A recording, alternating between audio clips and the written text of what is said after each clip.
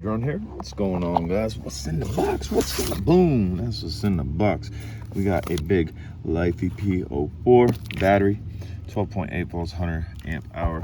These things are way lighter than lead acid. This thing's about a bit bigger than your general lead acid battery. I'm gonna show you basic setup on this for a solar setup. If I had two of these, I'm pretty sure my electric scooter would be able to go forever, my electric mini bike. But for now, I got one. We're gonna show you a basic setup. I'll show you what I got going on in the Mazda. I also have a solar setup set up on the Astro van, which you guys are familiar with. Why do I run solar in the Mazda? Well, we charge drone batteries off of household connections. We have a 1000 watt AC/DC converter, power inverter that's hooked up to a lead acid battery. I live in a mountainous region where the temperature fluctuates up and down, and let's just say 42 degrees and an old battery, that killed that battery. That's not going to have an effect on this. This also is going to have a lot more amp hour than that had to offer. That way I could charge my drone batteries. The Astro van, where we have a much larger solar panel, same type of setup, and it's at 14 volts, which goes directly to the lead acid battery on here. Occasionally I run a battery behind my seat. At one point I had 3 batteries behind my seat when I was traveling. First thing you want to do is get your solar controller and wire your solar controller up. Red positive, negative, that's going to go to your solar panel. That's that wire that comes all the way down there. That's your solar panel. Then you have your battery. You can see the little battery icon. You can go positive and negative, and that's going to go to the terminal's battery. And once we connect that, we'll be able to see the voltage.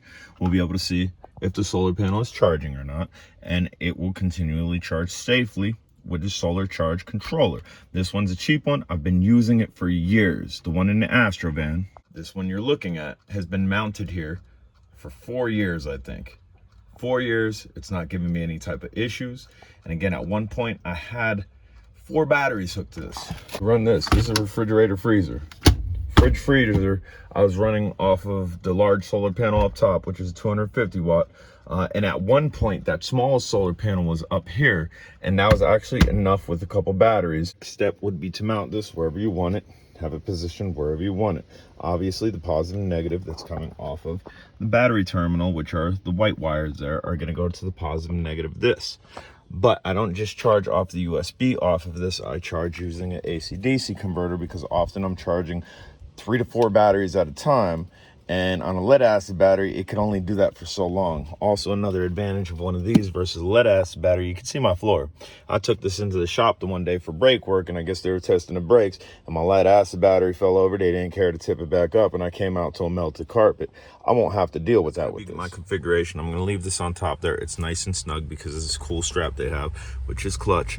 And before we even hooked solar up to it, I want to see the voltage on the battery, that it came from the manufacturer. And what we're going to do, we're simply going to put 2 of those, boom, boom. We're going to connect the positive, negative, negative, and I have a digital readout on this dirty screen, which we'll clean up a little bit before we show you that. To show you no modifications need to be done to the wires I already have. They're going to go right inside that. The nut fits directly in the connector that I already had. Boom, to the AC/DC converter. Now the positive to AC/DC converter, negative to AC/DC converter is connected to the battery. Hypothetically, yes, we're good to go. We could charge off that.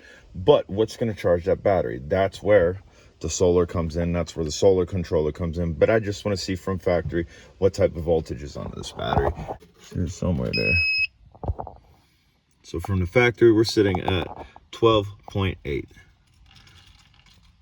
Now what we're going to do, we're going to loosen those connections. We're going to leave the connections, but we're going to loosen the connections to get the positive and negative underneath the positive, underneath the negative. We're going to tighten it down, and we'll show you what the solar controller looks like once it's connected. Obviously, we're going to turn that off. The controller's hooked up. We got 0.1 amps coming in off of the 45 watt solar panel. Again, if you're going for a camper setup, much like a van, you would want a much larger solar panel, and that battery would probably do it. You probably wouldn't need a bunch of batteries like I told you I did, because I was working off lead acid. We're gonna go ahead and turn this on,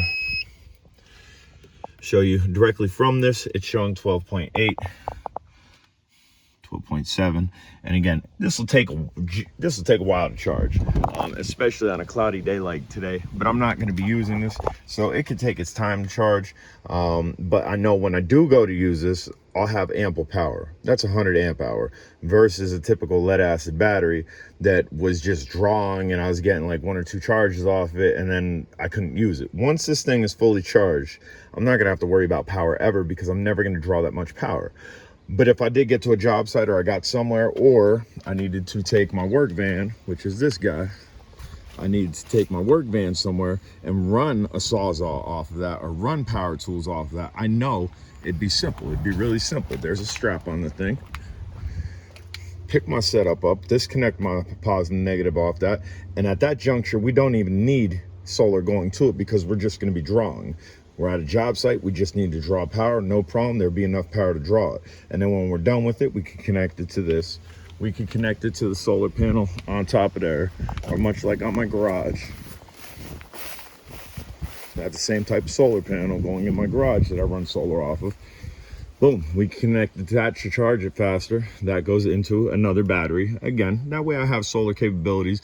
Power goes out, whatever, because I do have electricity in here. But why not? Solar on the van, solar on the shed, solar inside there. It's that simple. Positive and negative I'll show you, to the solar controller. And then you just run it out to your battery. That's a wrap. Guys, if you haven't subscribed, smash the subscribe button. Questions, comments, concerns, put it down below. Links for the battery will be down below. Links for that will be down below. I don't know. I might be able to find a link for that. I bought that out of AutoZone though. And it has, that's held up very nicely. That ran a refrigerator freezer. At one point, I was able to charge whatever I wanted off of it. I was able to charge cell phones off of that. Did not give me any type of hiccups whatsoever. Here we go. Positive and negative from the solar panel into the solar controller, as that's labeled. Positive and negative out into the battery. And then again, if you need to have an AC/DC converter off of it, you hook it up to there. Obviously, there's more complex builds. There's more complex ways to do this. You can put all types of fuses in between stuff. For what I'm doing, it's not necessary. And I've proven it's not necessary with that Astro van that's been to California, has been to Chicago. That thing's been out west, out east. That thing has ran. And again, off of a simple setup just like this with a much larger solar panel. And again, sometimes more batteries. But with one of these, you wouldn't need all those batteries. Hit that subscribe button.